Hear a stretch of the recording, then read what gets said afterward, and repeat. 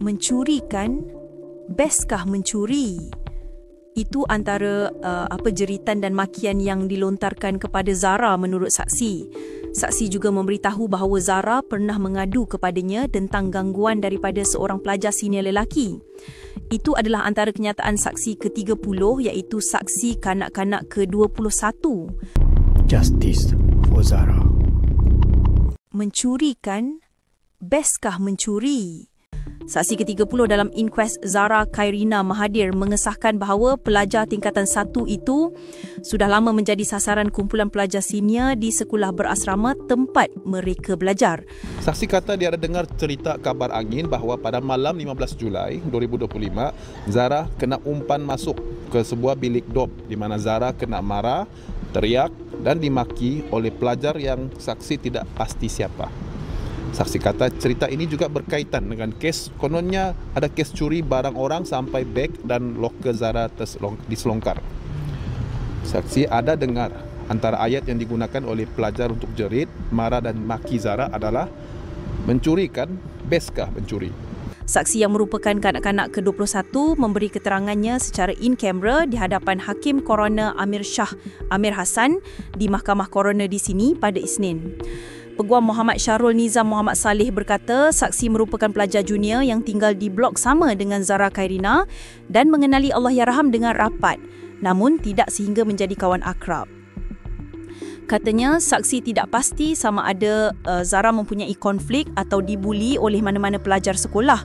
Bagaimanapun, saksi mengesahkan bahawa memang wujud kumpulan pelajar senior yang sudah lama mengintai atau menyasarkan Zara.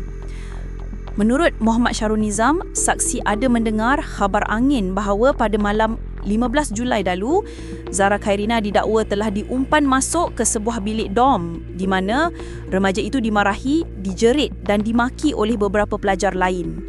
Saksi menyatakan cerita itu turut dikaitkan dengan dakwaan kecurian barang milik pelajar lain sehingga beg dan loker Zara diselongkar. Saksi turut mendakwa mendengar antara kata-kata yang digunakan oleh pelajar senior ketika menjerit dan memaki Zara dan berkata, mencuri kan? Bestkah mencuri? Saksi juga mengaku dia pernah curi-curi ambil buku Zara dalam beg Zara dan membaca buku tersebut. Dia mengatakan dia melakukan perkara itu kerana disuruh oleh pelajar yang tinggal di bilik dom arwah. Namun dia tidak ingat siapa yang suruhnya buat perkara itu. Saksi juga kata Zara pernah mengadu dengan dia, "Weh, tolong aku kena kacau." Dan Zara merujuk kepada seorang pelajar senior lelaki.